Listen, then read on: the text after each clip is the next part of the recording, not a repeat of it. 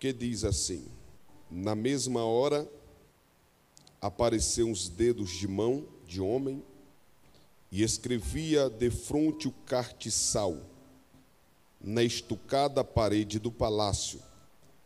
E o rei via a parte da mão que estava escrevendo. Pula lá para o 24. E então dele foi enviado aquela parte da mão, e escreveu-se a escritura. Esta, pois, é a escritura que se escreveu: Mene, Mene, Tekel, Parsim. Esta é a interpretação daquilo. Mene, contou Deus o teu reino e acabou. Tekel, pesado foste na balança e foste achado em falta. Pérez, dividido foi o teu reino e deu aos medos e os persas. E você senta adorando o nome de Jesus.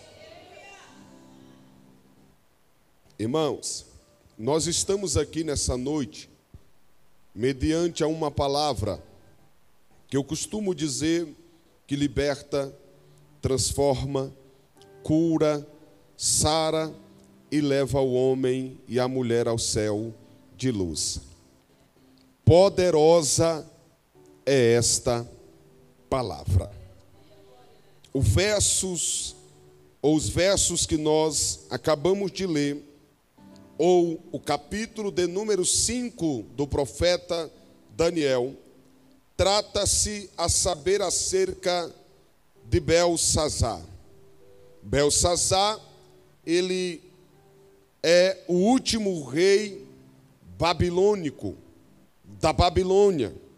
O interessante é que Belsazar, ele não aprendeu o que Nabucodonosor falou no finalzinho da sua história, no capítulo 4, e o verso 37, ele diz: agora, pois, eu, Nabucodonosor, louvo, exalço e glorifico ao Rei dos céus, porque todas as suas obras são verdades, e os seus caminhos juízos, e pode humilhar aos que andam na soberba.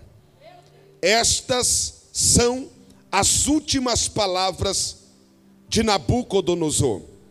O que ele está deixando claro é que Deus, ele abate o soberbo. Belsazar, por sua vez, ele está regendo a maior potência da face da terra. Ele é um governo mundial. Ele está sentado sobre o trono. Belsazar manda e desmanda, e todo o controle terreno aqui, humanamente falando, todo o poderio está sobre as suas mãos. Belsazar, ele reinou pelo menos 17 anos sobre o império babilônico. E diz o texto que Belsazar, ele decidiu dar um grande banquete. Belsazar convidou pelo menos 1000 dos seus príncipes. As concubinas também foram convidadas. E diz o texto que a festa era poderosa, era algo grandioso, aonde Belsazar, ele queria demonstrar o seu poder, o seu poderio, a sua glória. E diz a Bíblia que a festa está acontecendo. Perceba que a festa aqui é uma festa pagã. É um rei ímpio que não conhece a Deus. Então na festa tem tudo aquilo que desagrada ao Senhor. Nessa festa aqui tem prostituição. Nesta festa aqui tem orgia. Nesta festa aqui tem bebida. Nesta festa aqui tem tudo que desagrada a Deus. Perceba que a festa está acontecendo. Eu disse que Beltesazar, ele reinou pelo menos 17 anos. 17 anos, Deus não mexe com ele. 17 anos, Deus não faz nada com ele. 17 anos, ele é intocável, ninguém toca nele, ele está sobre o trono e está tudo tranquilo. Porém, diz o texto que Beltesazar decide dar este grande banquete. A festa está acontecendo. Enquanto a festa acontece, eles estão glorificando seus deuses. Deuses de ouro, deuses de prata, deuses de bronze, deuses de cobre, deuses de pedra, deuses de barro, deuses de madeira. Eles estão glorificando e exaltando os seus deuses. Até aí está tudo bem. Porém, diz o texto que o rei agora bebeu tanto vinho que ele se alegrou. Ele está tão alegre que ele tem uma ideia. A ideia do rei é: mande buscar os utensílios da casa de Deus, os utensílios que meu pai Nabucodonosor trouxe de Jerusalém. Porque Nabucodonosor, ele invade Jerusalém pelo menos 3 vezes. As 3 levas de Jerusalém para a Babilônia. E uma destas levas, após queimar o templo, ele levou todo o ouro, toda a prata, todo o bronze e os utensílios da casa de Deus. Beltesazar manda introduzir os utensílios da casa de Deus para aquela festa. Aí a Bíblia diz que ele pega uma taça, coloca a bebida sobre ela. E antes que ele levasse a taça sobre a sua boca, o texto sagrado diz que na mesma hora apareceu uns dedos de mão sobre a parede daquele palácio. Perceba que 17 anos ele reinou e Deus não falou nada. Não disse nada, deixou ele ir até onde ele queria ir. Porém, no momento que ele decidiu tocar naquilo que era santo, tocar naquilo que era sagrado, o texto diz que na mesma hora apareceu uns dedos de mãos escrevendo sobre a estucada parede daquele palácio. Pastor Daniel Alves, o que isso significa? Significa que o Deus que eu sirvo, o Deus que você serve, ele deixa o homem ir até aonde ele quer. Tem gente que está falando no seu coração: eu faço do meu jeito, eu faço da minha forma, eu faço da minha maneira. Eu vim aqui na autoridade de Deus dizer para alguém: Deus está apenas dando corda. Deus está apenas dando corda. Deus está olhando e está dizendo: pode ir. Deus está olhando e está dizendo: pode fazer. Deus está olhando e está dizendo: a vida é sua, você tem um livre arbítrio. Mas mais cedo ou mais tarde ele vai começar a escrever. Elebacalamaia, céu é queminaia. Elebacalamaia, céu é queminaia.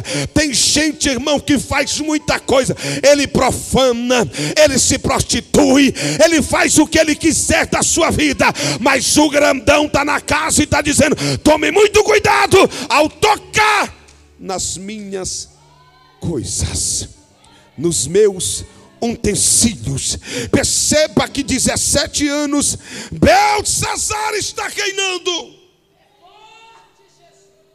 Porém, quando ele toca nos utensílios da casa de Deus, os dedos de mão começam a escrever. E à luz da Bíblia Sagrada, pelo menos por 3 vezes Deus escreveu. A primeira vez que Deus escreveu foi quando Moisés subiu no monte. A Bíblia diz que o monte fumegava. Deus lavrou 2 pedras e começou a escrever os 10 mandamentos. A primeira vez que Deus escreve, Deus está dando direcionamento para o seu povo. Pastor Daniel, qual direcionamento? Não matarás, não furtarás, não dirás falso testemunho. Deus estava dando direcionamento, Deus estava dando as suas leis. A segunda vez que Deus escreve é quando apanharam uma mulher no ato adulterano. A Bíblia diz que eles pegam aquela mulher e colocam no meio, porque o acusador é assim, ele gosta de pegar e colocar no meio. A Bíblia diz que eles colocam a mulher no meio, e o texto sagrado diz que está todo mundo com pedra na mão, olha para Jesus e diz: esta mulher foi apanhada no ato adulterando, e a lei de Moisés diz que ela tem que ser apedrejada. A Bíblia diz que enquanto os acusadores estavam de pedras nas mãos, Jesus estava escrevendo sobre a areia. Existem alguns pregadores que diz que naquele exato momento Jesus estava escrevendo uma nova história. Eu vou liberar isso aqui para quem tem mão levantada. O grandão está presente nesta reunião e está dizendo: quem sabe alguém está com pedras preparadas para jogar na tua vida, mas eu tenho poder para escrever uma história nova, uma história nova, uma história de alguém que pega o poder A primeira vez que o Senhor escreve, Ele escreve as leis, dando direcionamento. A segunda vez que Ele escreve tirando a sentença da vida daquela mulher. Porque enquanto Ele escreve, Ele libera uma palavra dizendo: aquele que não tem pecado, atire a primeira pedra. E a Bíblia Sagrada diz que todos estão lançando as suas pedras no chão e indo embora. Oh glória! Enquanto Jesus escreve, pedras estão caindo no chão. Enquanto Jesus escreve, pedras estão caindo no chão. Eu vou liberar isso aqui para quem tem mão levantada. O grandão está presente nesta reunião e dizendo: fica tranquilo, meu servo, fica tranquilo, minha serva, porque enquanto eu estou escrevendo ao teu respeito, alguém vai ter que lançar as suas pedras no chão, diz o Senhor dos exércitos. A primeira vez que Ele escreve, Ele dá direcionamento. A segunda vez que Ele escreve, Ele muda a sentença na vida de uma mulher. A terceira vez que Ele escreve é na estucada parede do palácio. Beltzazar disse aqui: é o homem mais importante da face da terra nesse cenário. Ele está sobre o comando de toda a terra. O domínio está sobre ele. A Babilônia é a maior potência.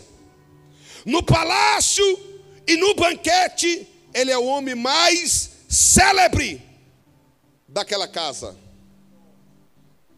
Com certeza o rei estava vestido da melhor roupa, a melhor vestimenta. A vestimenta mais cara era do rei.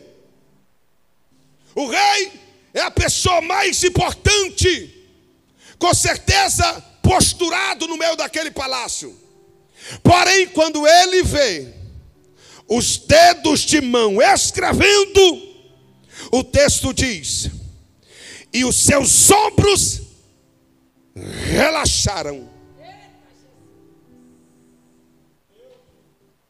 Segundo, o seu semblante descaiu.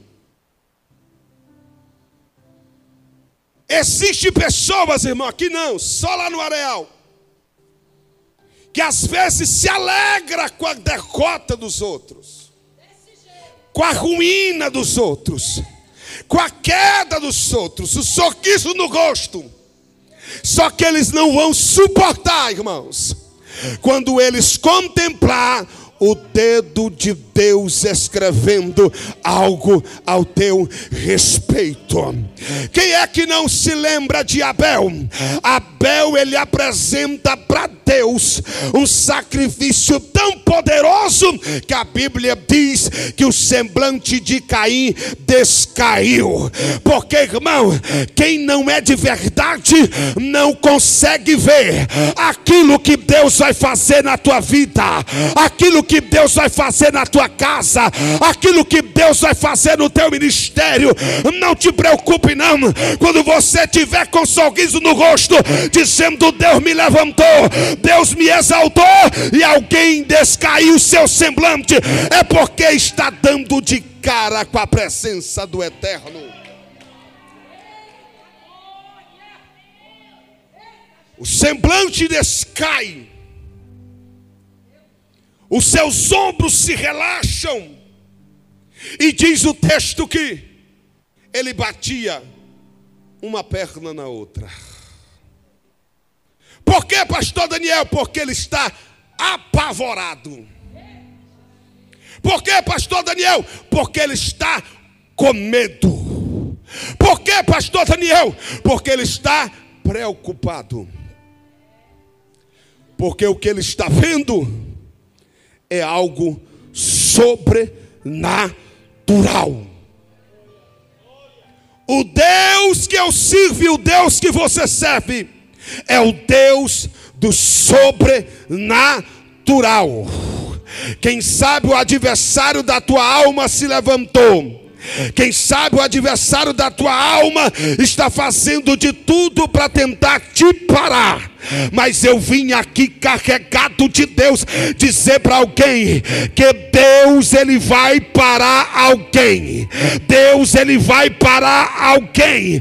Deus, ele vai parar alguém. Pastor, me prova na Bíblia. Quem é que não se lembra do Saulo? A Bíblia diz que Saulo persegue, a Bíblia diz que Saulo açoita, a Bíblia diz que Saulo prende e lança na prisão todo aquele que confessa e professa o nome de Cristo. Mas a Bíblia diz que no caminho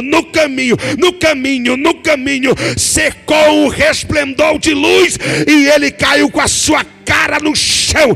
Eu vou liberar isso aqui novamente. O grandão está na casa e está dizendo: eu vou parar alguém.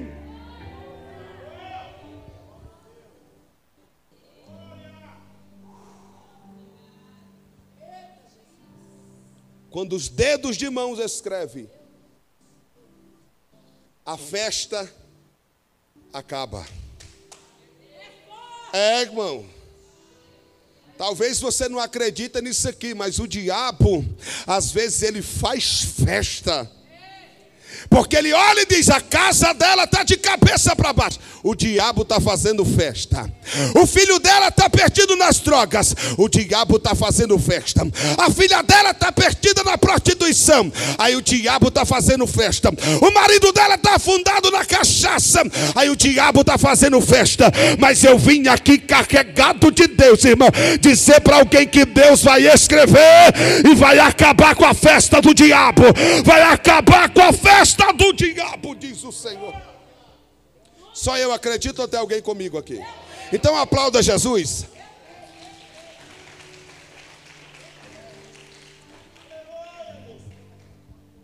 Repita comigo, diga: o Senhor acabou com a festa. Acabou com a festa. Não tem mais festa. O rei manda chamar os seus sábios, os astrólogos. Vai entrando todo mundo, porque o rei está perturbado. Vai entrando um após outro. O que é que o rei quer? Alguém que interprete aquilo que está escrito. Entra o primeiro, diz: eu não sei o que está escrito. Entra o segundo: eu não sei o que está escrito. Entra o terceiro: eu não sei o que está escrito. Entra o quarto: eu não sei o que está escrito. Entra o quinto: eu não sei o que está escrito. Aí daqui a pouco a rainha, ela entra na presença do rei e diz: rei, no teu palácio, no meio do teu reino, tem um homem que sobre ele está o Espírito dos deuses. Sabe o que é que cai por terra aqui, irmão? Porque a gente é cheio de desculpa. Se a pastora ir evangelizar, eu vou evangelizar também. Se o pastor ir evangelizar, eu vou evangelizar também. Se o irmão ir orar, eu vou orar também. Se o irmão fazer, eu vou fazer também. Jó capítulo de número 1 diz: havia na terra de Uz um homem cujo nome era Jó. Não era 2, não era 3, não era 4, era apenas um. A rainha está olhando e está dizendo: no meio do teu reino existe um homem que tem o Espírito dos deuses. O que é isso? O grandão está na casa e está dizendo: eu estou procurando pelo menos um. Eu estou procurando pelo menos um. Eu estou procurando pelo menos um que tenha se posto sobre a brecha. Eu vou liberar isso aqui nesta noite. O grandão está na casa e está dizendo: se nesta casa eu achar pelo menos um, eu vou encher da minha presença e este lugar será mudado.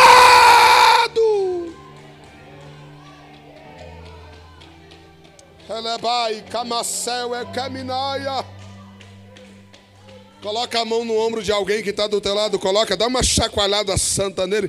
Diga para ele: Deus está procurando apenas um. Deus está procurando nesta noite pelo menos um.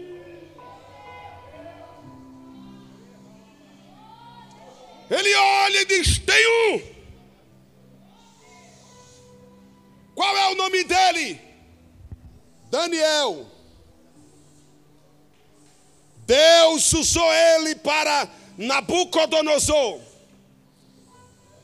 A Bíblia diz que manda chamar Daniel.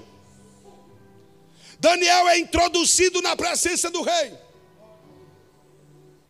O rei, irmão, eu estou falando de alguém sábio. Eu estou falando acerca de alguém grande. Eu estou falando de alguém entendido. O rei não é bobo. O rei aqui nesse texto não é alguém que passa a madrugada inteira na live da revelação para que o falso profeta revele o seu nome ou o seu CPF. A Bíblia diz que Daniel é introduzido na presença do rei. O rei não é bobo. O rei olha para Daniel e faz a seguinte pergunta: Daniel, eu só quero saber algo de você. Parece que eu vejo Daniel olhando e dizendo: pode dizer, rei. Ele olha e diz: a única pergunta que eu quero saber de você é se você ainda é o mesmo. A única pergunta que eu quero saber de você, Daniel, é se você ainda é o mesmo. Aquele que veio cativo de Israel para a Babilônia. Porque se você for o mesmo, sabe o que ele está dizendo? Se tiver empinado o nariz, não serve. Se tiver ficado soberbo, não serve. Eu preciso que você seja o mesmo. Porque se você interpretar a escritura que está na parede, eu vou te vestir de púrpura e farei de ti governador em todo o meu reinado. Parece que eu vejo Daniel olhando e dizendo: para o Senhor saber que eu permaneço mesmo, fique para ti os teus presentes. Eu não quero os teus presentes. Sabe o que Daniel está dizendo? A minha mensagem não está à venda. O meu ministério não está à venda. Porque quem recebe presente, prega o que o povo quer ouvir. Quem recebe presente, prega o que o pastor quer que pregue.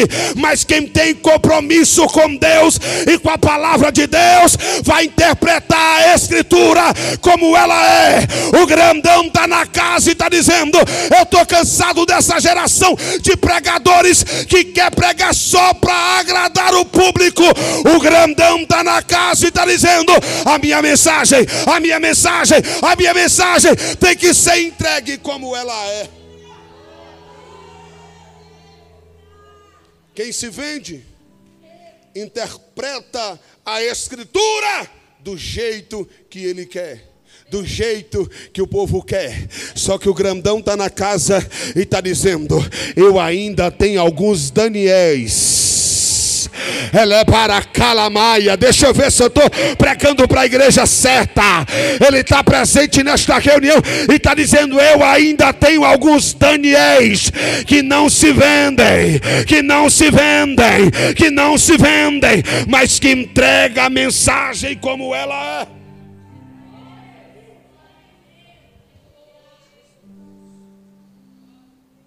Para o Senhor saber que eu sou mesmo, fique contigo os teus presentes. O rei olha e diz: Daniel, você sabe o que está escrito na parede? Parece que eu vejo ele respondendo: claro que eu sei.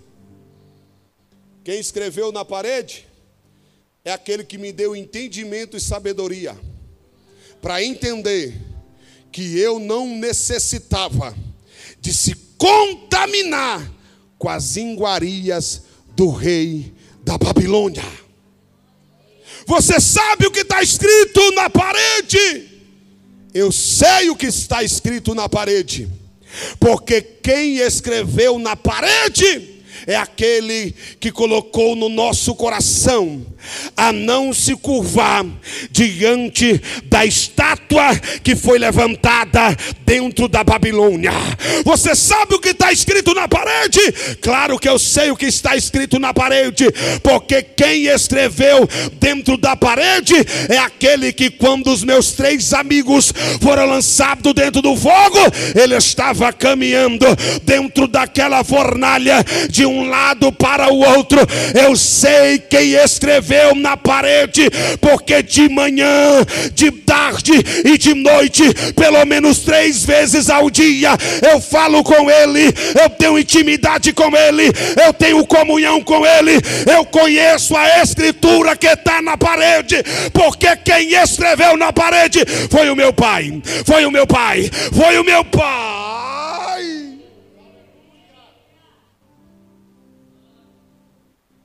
Eu conheço a Escritura e vou interpretar como ela é. Daniel, o que está escrito?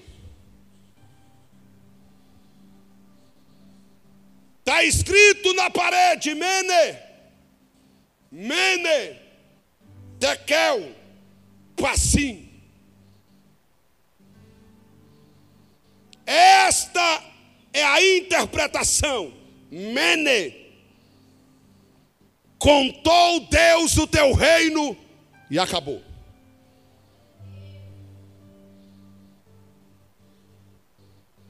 Mas só tem 17 anos que eu reino. Acabou. Mas eu comecei agora. Acabou. Aqui não, pastor, só lá no Areal. Do Pistão para lá. Existem pessoas que o ministério dela acaba no dia que começa.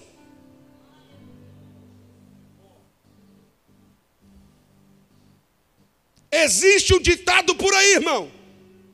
Quer conhecer uma pessoa? Dê poder para ela. Irmão, é uma bênção na igreja. Faz tudo que o pastor pede. Às vezes nem pede, ele faz. Aí fazemos uma festa, o dia da consagração, o dia de derramar o óleo sobre a sua cabeça.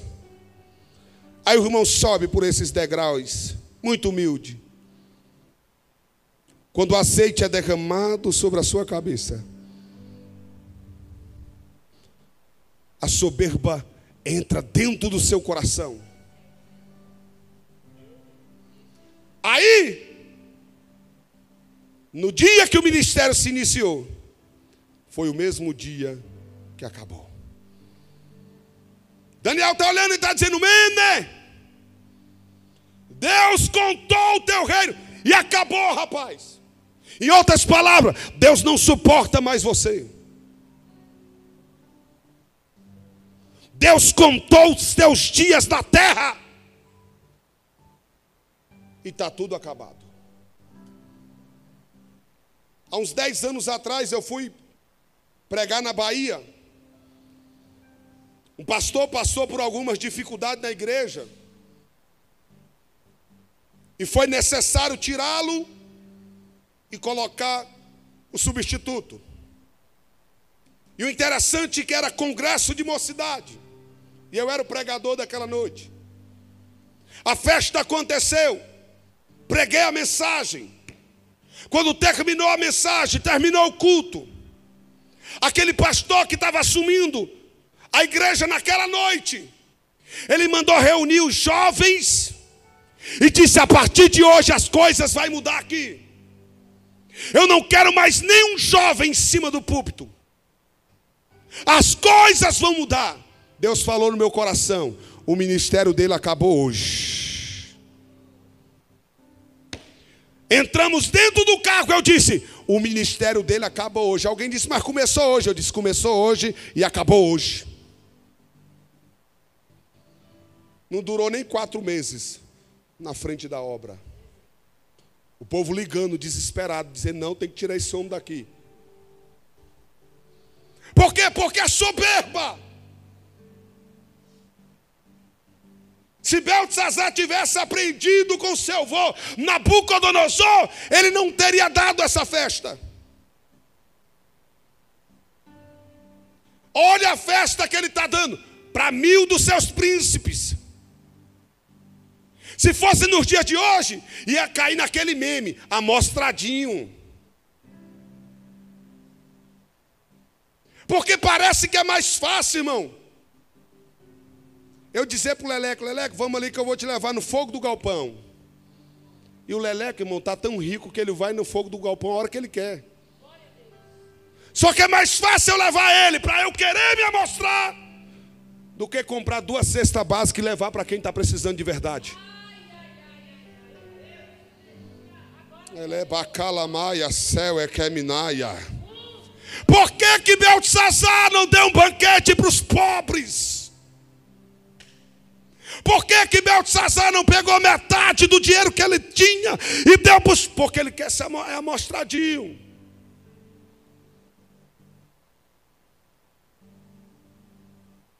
Daniel olha e diz: Tekel,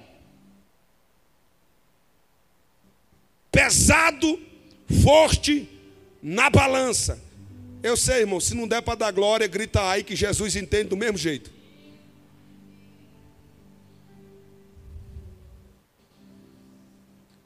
Eu disse para minha pastora presidente: essa mensagem aqui é só um ensaio para pregar lá. Disse ou não disse, Elismar? Para pregar na minha casa. Ele está olhando e está dizendo: pesado, forte na balança.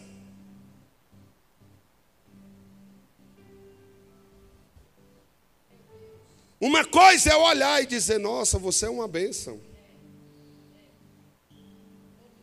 Nossa, a banda é uma bênção. Eu colocar na minha balança e dizer: todo mundo é uma bênção. Só que Daniel está dizendo: quem colocou tu na balança foi Deus. E quando Deus te colocou na balança, Beltesazar, foi achado em falta. Em outra tradução, dívida. Tu está em débito. Está em débito com Deus. E a balança de Deus, ela é justa.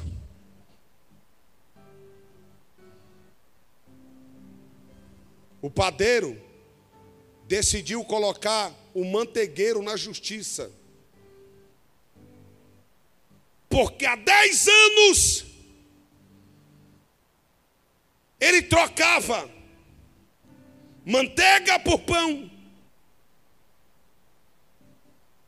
E ele percebeu que o padeiro estava roubando ele. Porque ele dava 1 quilo de manteiga para o padeiro e o padeiro 800 gramas de pão. Ele ficou zangado. Levou o padeiro para a justiça. No dia do julgamento, o padeiro não falava nada, irmão. No dia da sentença, os dois frente a frente. O juiz escuta o que o mantegueiro tinha para falar. Ele olha para o padeiro e diz: padeiro, você não vai falar nada? O padeiro olha e diz: seu juiz, eu vou falar. Tem 10 anos que eu troco pão por manteiga com o mantegueiro. E segundo ele, todos os dias ele me dava 1 quilo de manteiga. Eu pegava o quilo de manteiga, chegava na minha casa. A minha balança, seu juiz, é aquela bem antiga. Eu colocava o quilo de manteiga do mantegueiro de um lado e pegava o meu pão e colocava do outro. O que ele me dava de manteiga era o que eu dava para ele de pão. Se ele está me acusando que eu não estava dando para ele 1 quilo de pão, é porque ele nunca me deu 1 quilo de manteiga.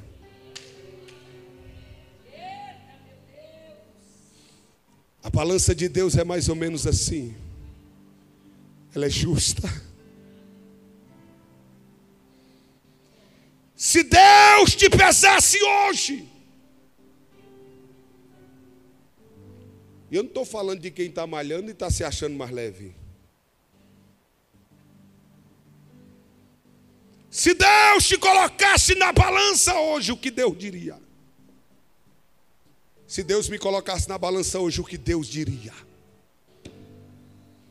Pesado, forte na balança, e forte achado em falta. Está em débito. O versículo da Bíblia que diz que aquele que se compadece do necessitado empresta para Deus. Ô irmão, coisa boa é ter algo emprestado com Deus. Agora, coisa renda é Deus olhar e dizer: você está em débito, você está devendo, você está em falta. E para encerrar, Pérez, dividido foi o teu reino.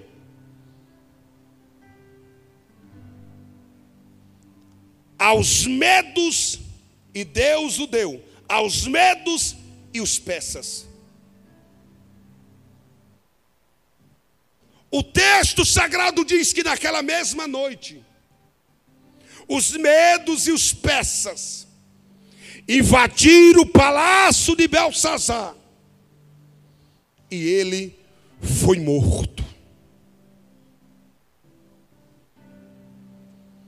A primeira vez que Deus escreve, Deus dá direcionamento. A segunda vez que Deus escreve, Deus muda a sentença.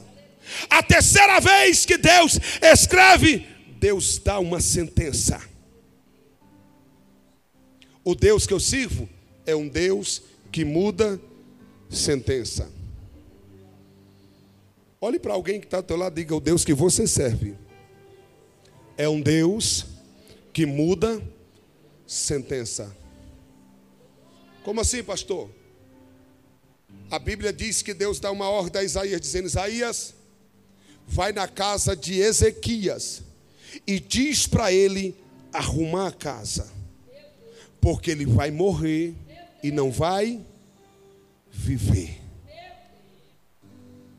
Ezequias tinha poder e autoridade para mandar arrancar a cabeça do Isaías.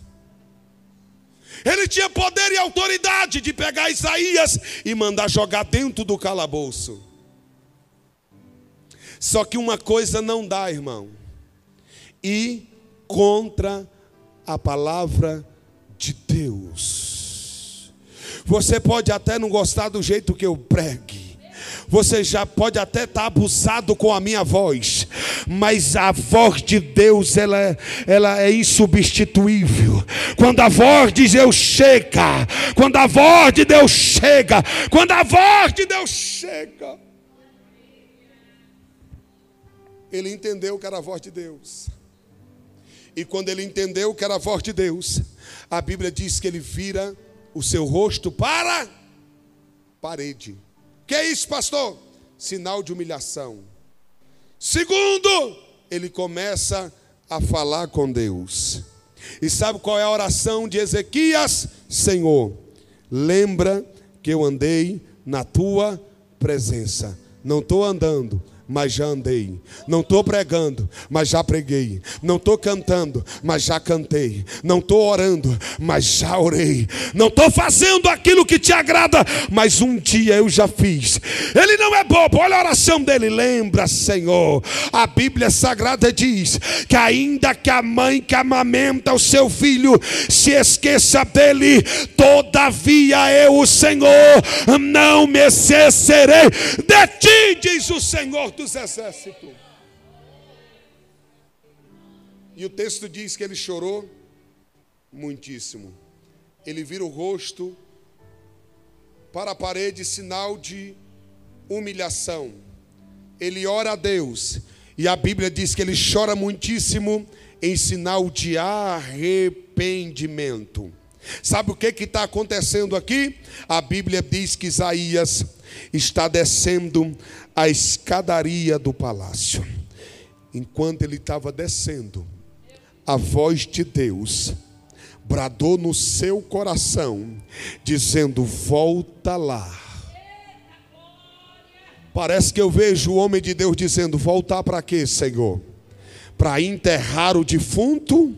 Voltar para quê, Senhor? Para fazer o velório? Voltar para quê, Senhor? Ele já está morto.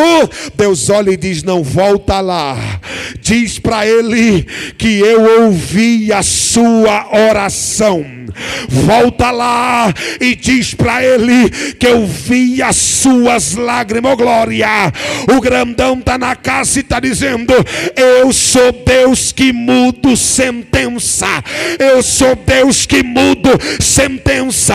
Eu sou Deus que mudo sentença. Quem sabe, irmão, aqui nesta noite Deus decidiu me colocar na balança, e quem sabe ele está dizendo: Daniel, tu está me devendo, está em débito, está em falta, mas quem sabe através da minha oração, através do meu clamor, através das minhas lágrimas, Deus decida mudar a sentença. Me ajuda a pregar. Olhe para alguém que está do teu lado, diga: Deus tem poder para mudar a sentença. Deus olha e diz: volta lá, Isaías, e diz para o meu servo Ezequias que eu estou acrescentando 15 anos de vida. Se coloque de pé. Vamos adorar, Elismar. Olhe para alguém que está do teu lado, diga: nessa noite, Deus está mudando sentença. Por que que Deus não mudou a sentença de Beltesazar? Porque Beltesazar era soberbo. Porque Beltesazar era um rei ímpio. Só que nessa noite, irmão, ele está falando ao meu e ao teu coração: eu tenho um poder para mudar esta sentença. Para quem se humilha diante do meu altar, para quem se humilha diante da minha presença, para quem se humilha diante da minha face, eu, Daniel, tenho poder para mudar a sentença. Eu quero liberar isso aqui ao coração de alguém nessa noite. Eu quero profetizar isso aqui na vida de alguém. Ele está mudando a sentença. Ele está mudando a sentença. Ele está mudando a sentença. Ele está perdoando alguém aqui nesta noite. Ele está pegando alguém que estava caído e ele está colocando de pé diante da sua presença. Pelo poder que há no seu nome, pelo poder que há no nome de Jesus. Recebe esta presença nesta noite. Recebe esta graça nesta.